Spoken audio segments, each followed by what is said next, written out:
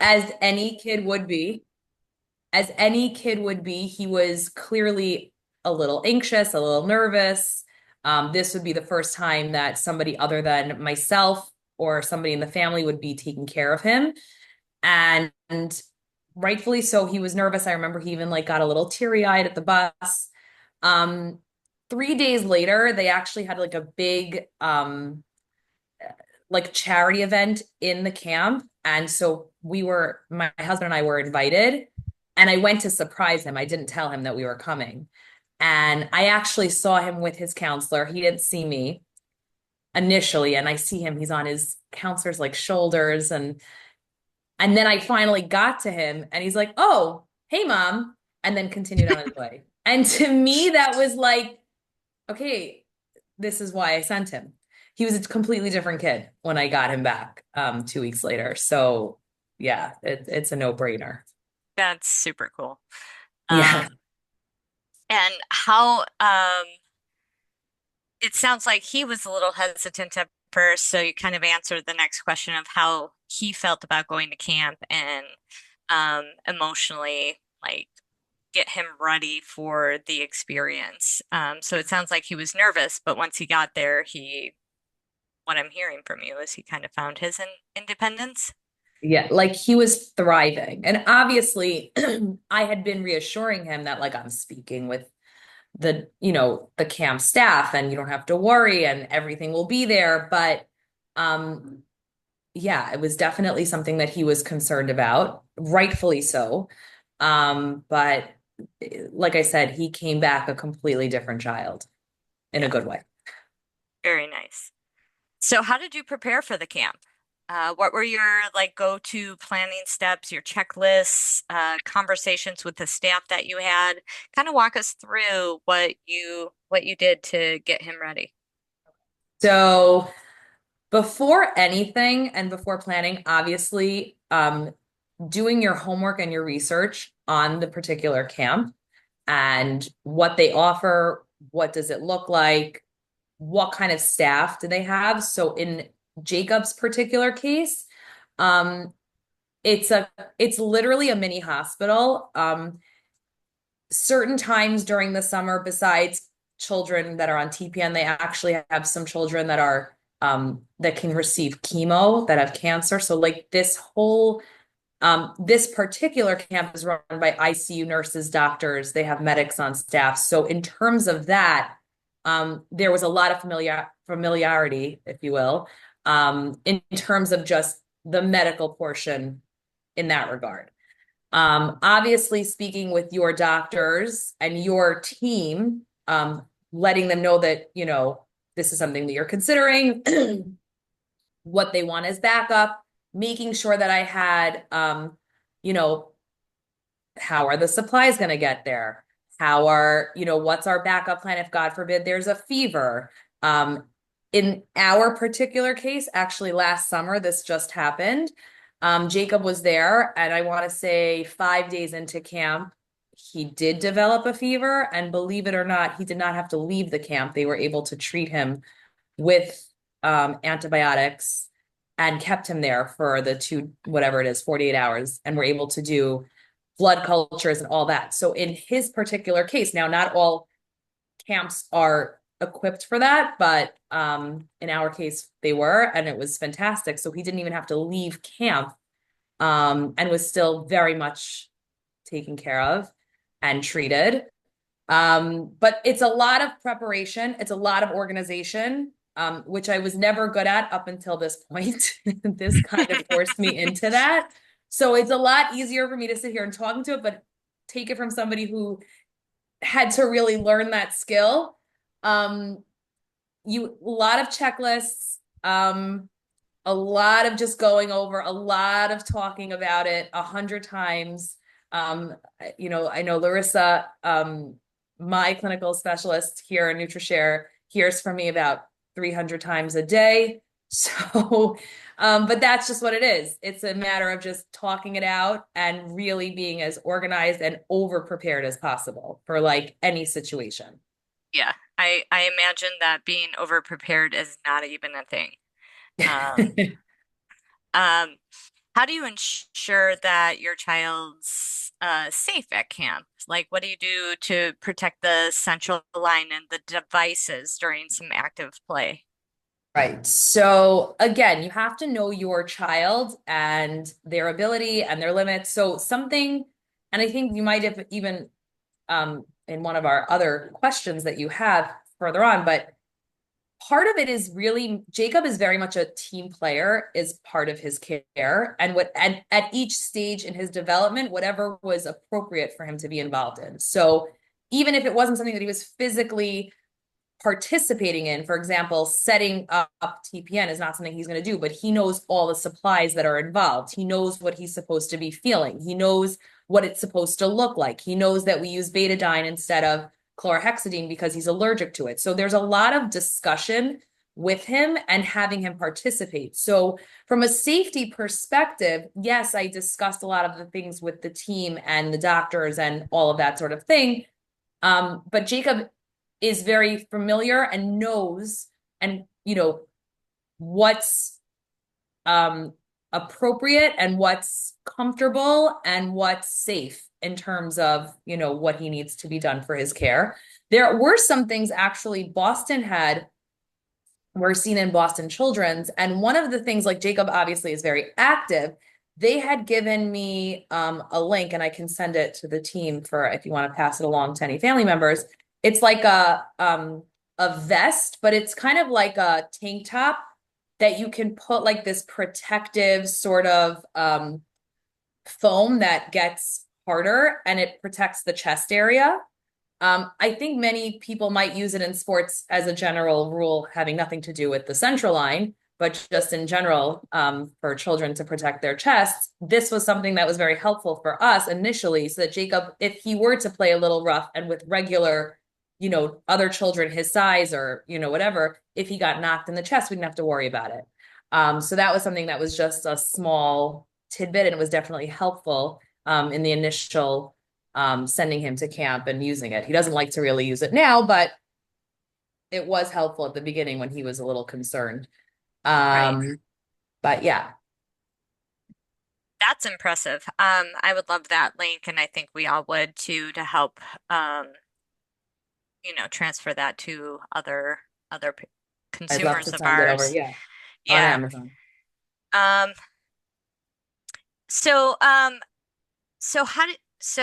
was that something that you used to approach activities like swimming and sports while they were Right. at camp? So yeah, for sports, again, for the most part, he really can participate in anything other than a true contact sport. But even in these medical camps, they tend to have, like, at least in Jacob's camp, he has his own designated counselor. So there's a lot more staff than there are campers in his particular camp. So I knew that there were always eyes and they didn't play as rough, let's say, as maybe other children. In terms of swimming, he does not go swimming in the pool or in the lake, obviously, for obvious reasons. I know that there are people, I'll just put it out there, that have different ways and do different things when it comes to swimming. I'm not anybody's doctor. Obviously, you do what works for you and for your family. I'm not giving any medical advice on that. In our particular case, we do not. But we arranged that they would, like, Jacob can do other things. So sometimes, like, he may have basketball lessons during that time so that he doesn't feel like he's missing out. Or maybe he goes to the art room and does like an art project, with his counselor, so that it's not like he's not missing out. He's not just sitting around just watching. He's doing something else during that time frame. So it's not a problem, and the camp works around it. Right, and they're not just sitting back and Correct. And he watching doesn't feel like everybody he's else. correct. Right, that's good. Okay. So how do you teach Jacob as a young child? Because like you said, he started this at like the age of what, 7 or 8? And how do you teach him to then communicate his own needs? Um, Right. So I find that it's important, again, at every child's developmental stage and age. Obviously, a lot of our children have different, maybe accompanying diagnoses and things. So I'm not going to generalize like that. But obviously, within your child's um, particular needs, to allow them to really participate in their care at their own pace. So, like I said, Jacob can't set up his TPN, but he makes sure to gather all the supplies for me. They're all on the bed so that when I come to the room, it's there to set up. So he's also able to tell, let's say, the nurse that comes to his bunk at night to set up, um, you know, by the way, oh wait, you're missing my betadine, you're missing my alcohol swab, you're missing. So he's on top of it. And I think that that also helps to build confidence and independence within his, abilities. And I think that that's extremely important to involve your children to the best of their abilities. And they start to trust themselves and really build confidence. And this is such an opportunity for them to do that, especially when you're not there to kind of help. I love this. I love this so much because, like, I mean, eventually they're, there's a good chance that they'll have to, one day, possibly do this on their own. And there's Um, nothing wrong with that. Obviously, it's not something that we wish, but the fact I just want to put in here that this conversation can even happen. When Jacob was born, this conversation like wasn't even something. There was just so much of like not, it was about surviving as opposed to living. So I think that this is tremendous and just shows how much we've grown in this field. And I'm so grateful for it. I love it. I love it. So I guess next, can you tell us, how you help him to adjust to a new routine? Because kids thrive off routines, and then they go to camp, and then there's no routine. There's no, Um, exactly. And that's always fun. So it's a matter of being, for me at least, and for Jacob, flexibility, right? So obviously, when Jacob started initially, he was on 12 hours overnight of the TPN. As we were getting this, he started in November of what was it, 2022. So that summer we were getting closer and I'm like 12 hours. That's just like so hard because that means he has to be in the room, let's say by 8 o'clock at night. And then he can't leave the room in the morning till 8, like in the morning. So he's going to miss out on whatever night activities they're having. So one of the first things I did was speak to the team about if it's possible to even consolidate hours and what's the safest amount of time, like in the least amount of time that he can infuse. We were actually able to get Jacob down to 9 hours overnight. Again, that's not everybody's case, but I encourage people to speak with the team. Don't just assume that because that's what you're on doesn't mean that you can't try to switch. So that's something that helped us become a little more flexible. And then depending on what was going on, either in the morning or at night, if they knew the schedule, we adjusted the time. Just have him set up, an hour later, have him disconnect, an hour earlier, obviously within moving the times appropriately so you get the full infusion. But flexibility is key, I think, when it comes to this, because you don't want them missing out on the fun things that they have set up for camp. right, right. What would be in your must pack list? Extras of everything. Supplies, all of them. um, yeah, it's, yeah, a must have. I mean, listen, again, Nutrishare has made this phenomenal. Like, I'm so not this is not a paid advertisement. We've been with other companies. Nutrishare is phenomenal. So I have nothing to worry about when it comes to this, when it comes to your team. But yeah, I mean, in other companies and infusion companies, it was a little more difficult, and it was a lot of just asking for a lot of at least doubles of everything. But yeah, it must have, I mean, it is what it is. Like, I don't think we have a must. I think it's just what we need and to make sure that we have enough and abundance of. So Do you have advice that you would give other parents or caregivers who are in this sort of situation as well? Um, okay, so this is my key advice really for everything in general is I don't claim to be an expert in this field. I claim to be an expert on my child. So advocate, trust your gut, trust yourself. So even if you don't know what it's called or, the medical terminology, if you're uncomfortable with something, speak up because you're your child's voice in every capacity.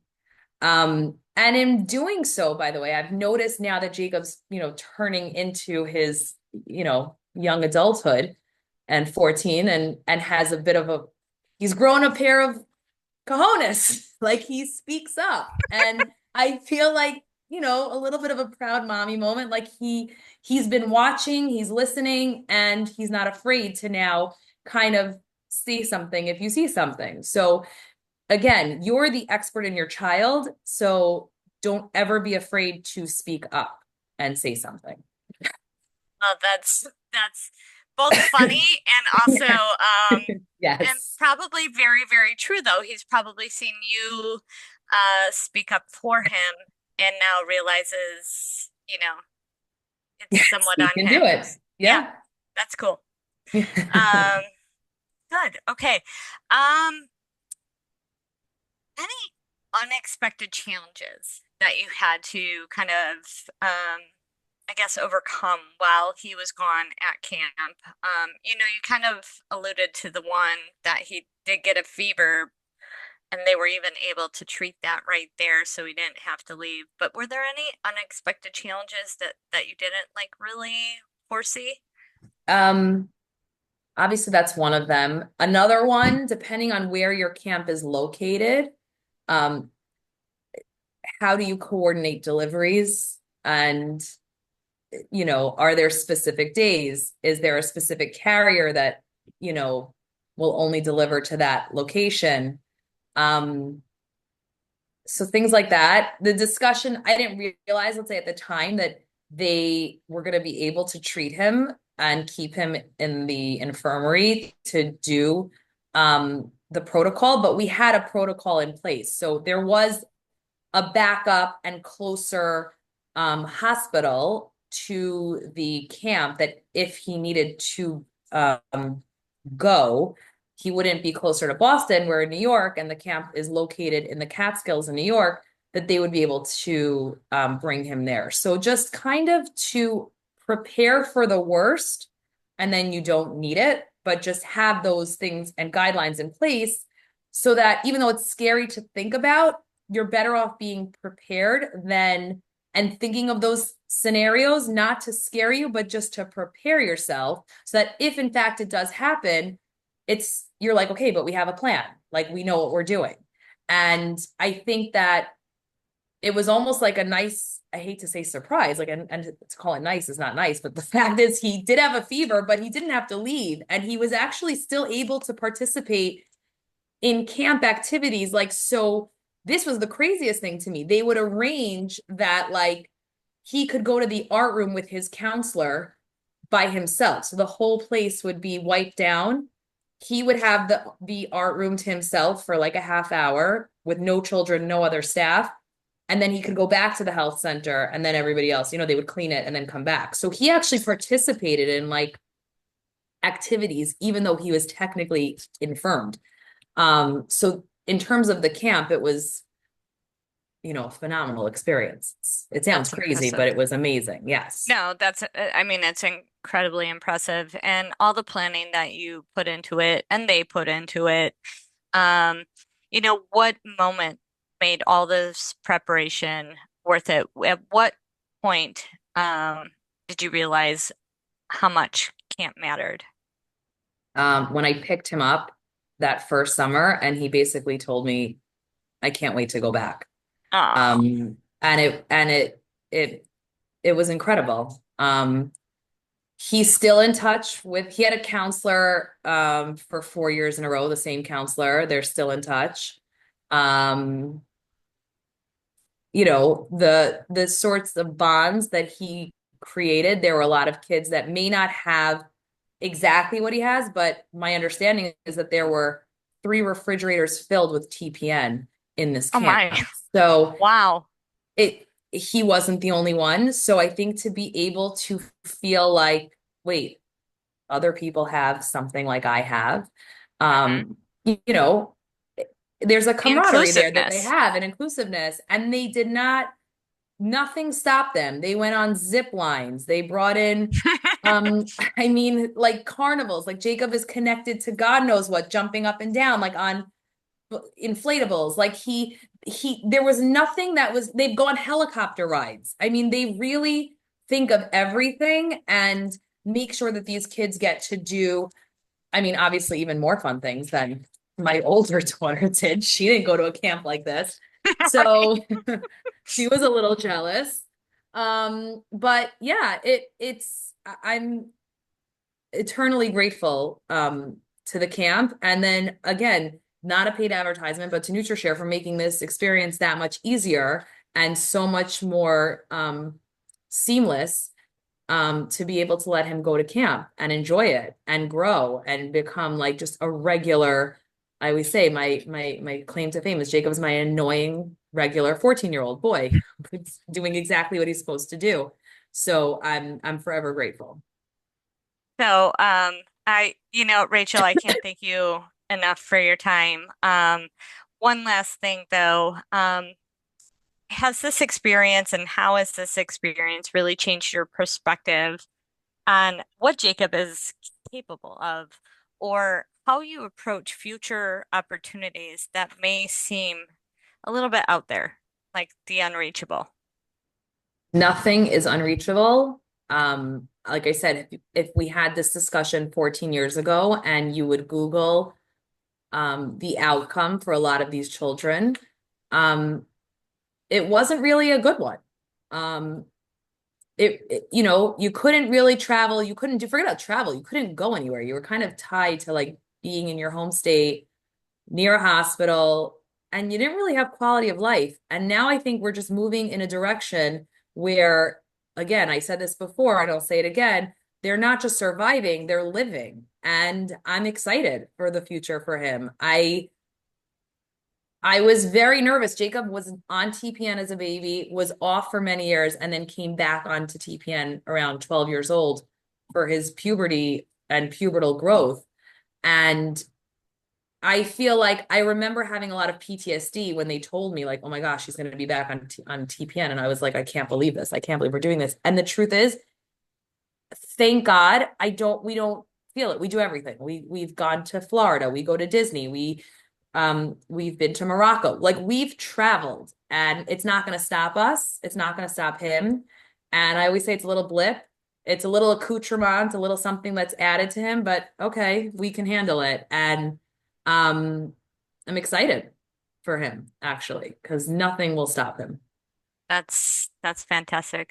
Again, cannot thank you enough for sharing all of this as your experience, kind of paving the way to what people can provide their children as they deal with some highly intricate medical needs and stuff. We're going to transition a little bit over to Elena here, our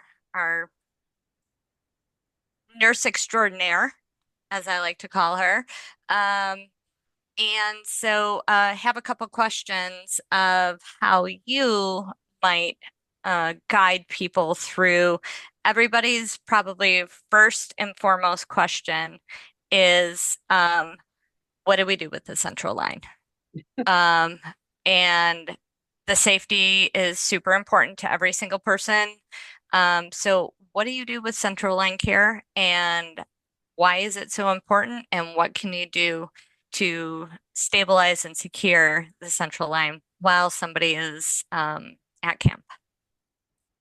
Yeah, not to be doom and gloom, but obviously going to camp with Central Line is absolutely 1,000% possible. Sounds like Jacob is going to a great camp where that's very tailored to his needs and with great counselors and just staff willing to help those kids have an amazing experience. So Rachel, your story gave me goosebumps. Uh, but it is important to be very safe because camp comes with increased physical activity. You have exposure to dirt, germs, unpredictable weather, and weather-related activities. Sorry, water-related activities. So we need to make sure that the kiddos there are safe. The central line is a direct route to the bloodstream, and it's crucial to prevent any kind of infection, accidental dislodgement, line damage. And how we can do this, I mean, first of all, securement and stabilization. We have so many things in our toolbox. We have occlusive dressings that can withhold heat and moisture. Now, we have to be prepared that the dressings in the summer may have to be changed more often. And there are some dressings out there with a better moisture wicking capability, but it's a little bit of trial and error because you need to find out what works best for your kid. It's not one size fit all. Um, and that's something that's great to figure out ahead of time before going to camp, like what is the best dressing and what sticks best, etc. There's also multiple devices out there. There's like mesh undershirts, line protectors, tubing wraps. Even the thing that Rachel mentioned, I have no idea what this is, but sounds super cool. So I'm gonna look it up when we're done here. But there's so much out there that can help those kids um, prevent accidental pulling and of the line during activities. And it's crucial to do that because if the line gets dislodged or it breaks, etc., it is an ER visit. And in some cases, the camps can be in remote location, and ER is not necessarily a quick drive. So that causes stress on everybody, the parents, the kid that now has to be pulled out of camp to go to the ER to have the line repaired. So securing the line, a big must there. Also, daily inspection, really, it's not just for camp, it's everyday life. It's just teaching the kid to keep an eye on the line, but also the camp staff too, right? Like do the daily visual assessments. Is there redness, swelling? Is the dressing peeling off? Is there leaking from the insertion site? Are the caps closed tight? Is there any kind of leaking really from the tubing or anywhere? Is the dressing damp or compromised? All these things need to be monitored on a regular basis. And again, depending on the camp, some counselors are better trained than others, and so is the medical staff. So I admittedly never been to camp, but I have helped people prepare for camp activities. So as this is getting prepared, we think about also how do we make sure that the staff knows really what to look for and support your kid through this. Big one, cleaning hands. Clean hands save lives, whether the kid is at home or on camp. Hand washing is always a key. So it's important to emphasize that hand hygiene is especially very important before you touch the line, after you touch the line. Do you have access, or does your child have access to alcohol sanitizer, like near the cabins or activity areas? Do they need to carry one in their pocket, or does their counselor need to have one?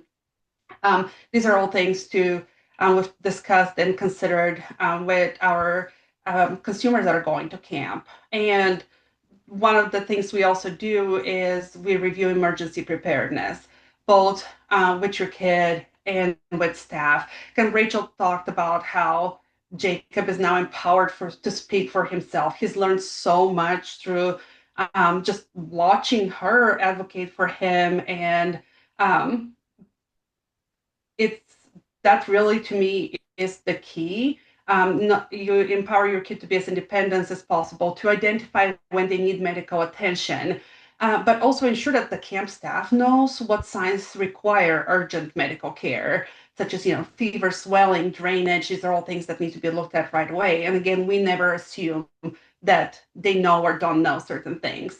We've had cases where we provide laminated instructions, always emergency contact. There's, as Rachel said, a ton of planning going into all of this, but it pays off, right? The kids have a great experience, they stay safe, always extra supplies, dressings, caps, medications, they have to be available on site. And again, we make sure that staff knows that.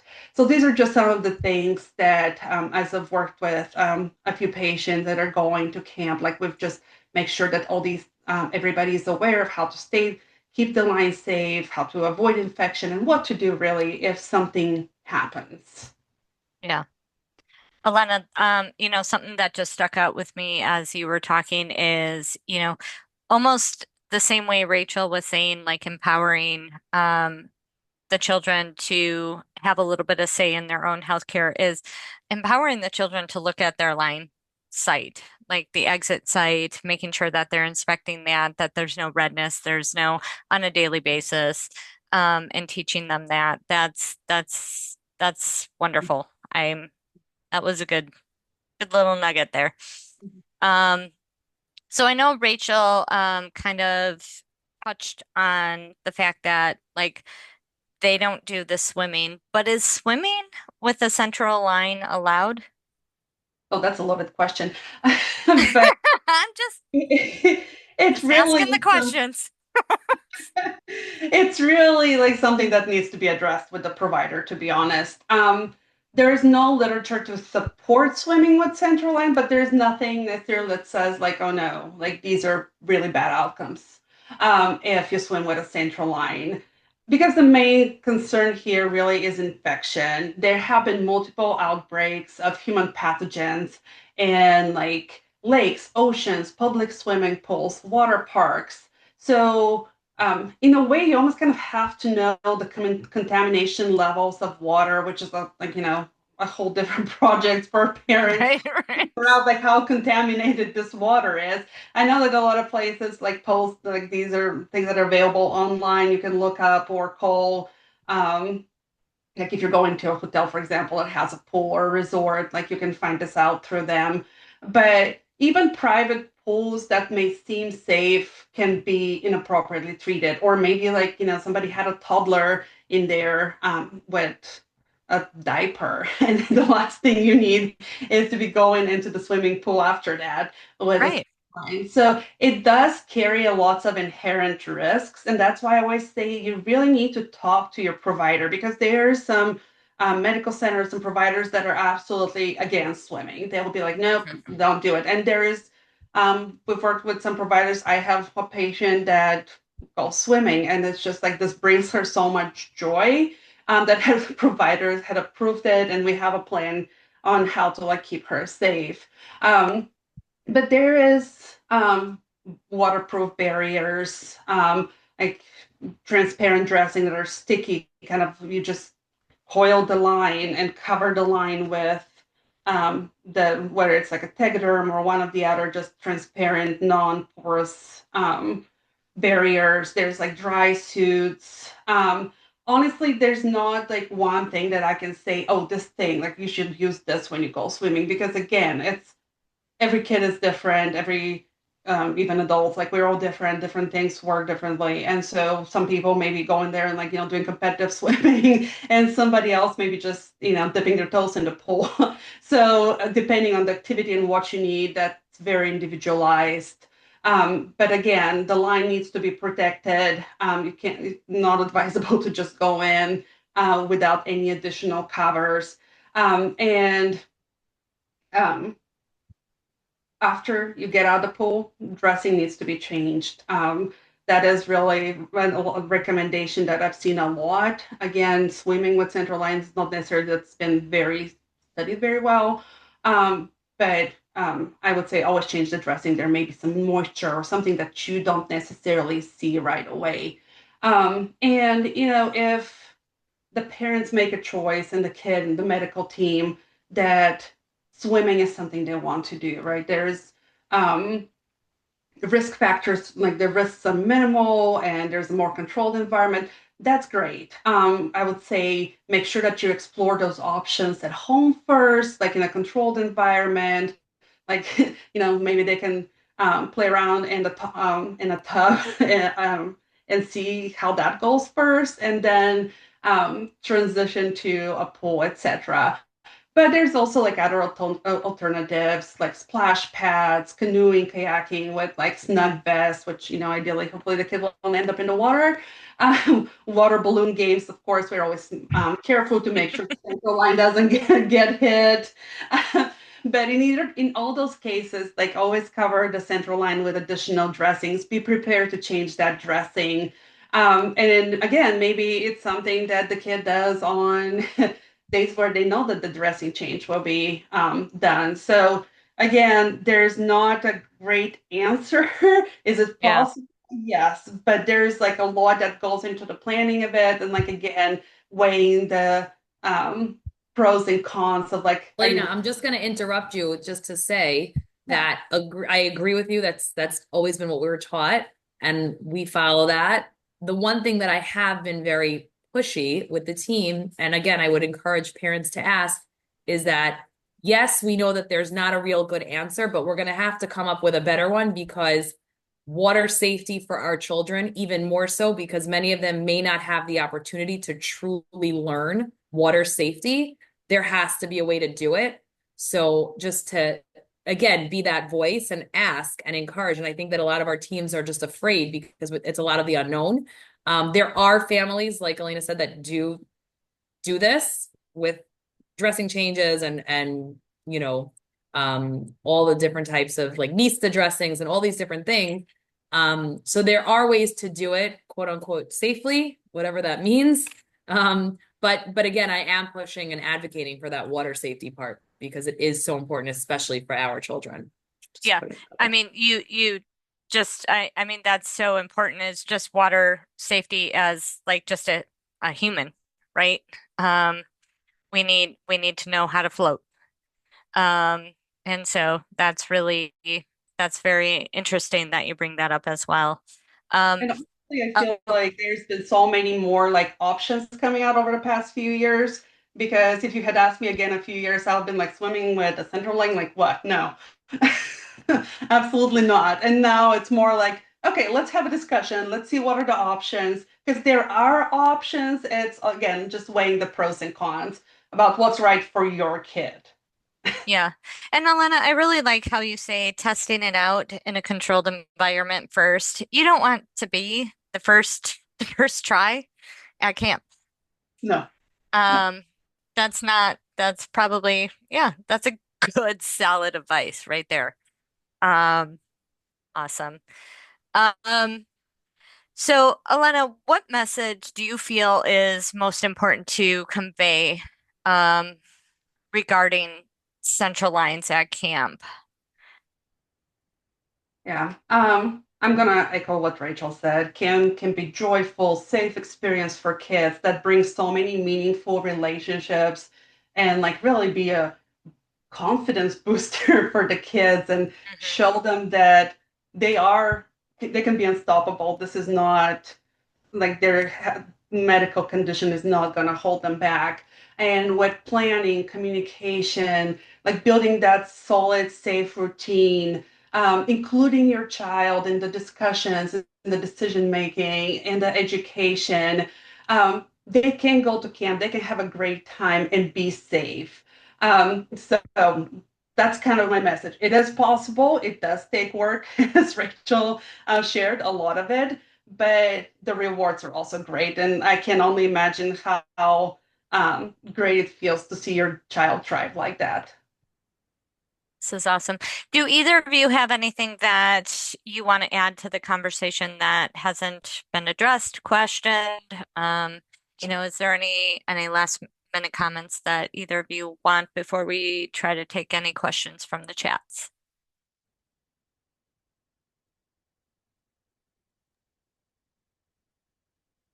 I can't think of anything else. I'm curious if there's any questions from the audience.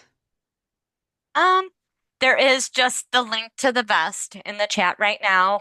Let's give it a minute or two.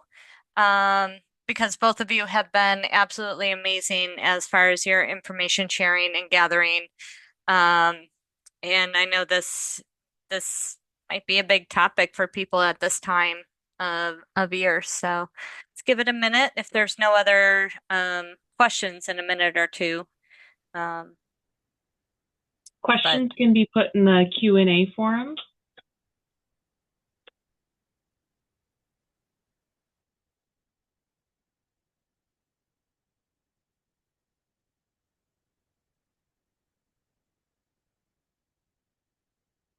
well, Rachel, my only question is, where is Jacob going this year? So he well actually I'm working in a summer camp this summer. So he will be coming with me to that sleepaway camp. So it's a little bit different than what he's normally gone to. So he will be sleeping with me in Camp Morisha, it's called. It's in Pennsylvania. He sleeps with me in the at the nighttime, but so I can do all his care. And then during the day, he is free to go with his friends from school. So a little bit different. I mean, we've done this in the past, but he's not going back to his medical camp this year. He chose to be with his friends from camp. And I'm excited for him.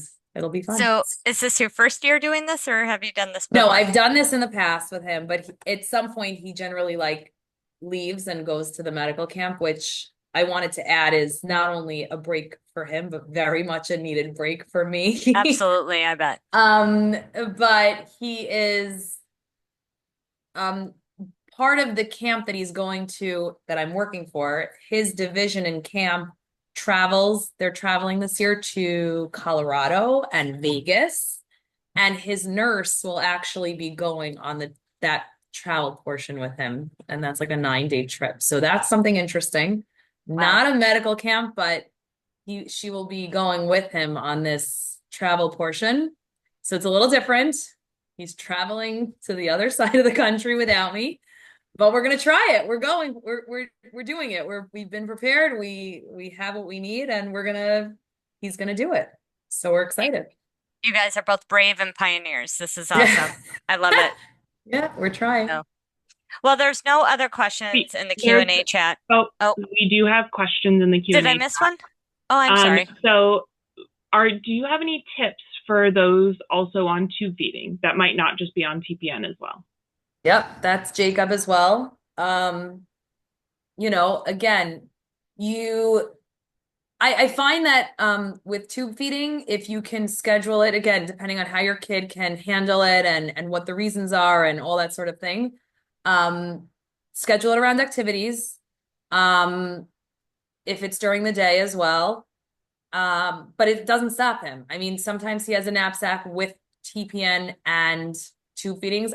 In the medical camp, I think it was 2 summers ago, they did a sleep under the stars, and all the kids were outside with their TPN and their G2 feeds. They had a ton of like extension cords going to the inside, so everybody's things were like plugged in. But they slept outside all night in a tent or whatever, and with their medical stuff. So it can be done. You have to get a little creative sometimes. And again, flexibility, but Jacob does it. He does tube feeds and TPN as well. So now, do you ever send him with an extra button in case it clogs or breaks when he's there? Yeah. Yep. He sends, and he's very good about telling you and how to do it, and has really been very verbal and participate. Well, he actually does. I will just say this. Jacob does not do his TPN care, but he is in charge of his G-tube feeds and setup.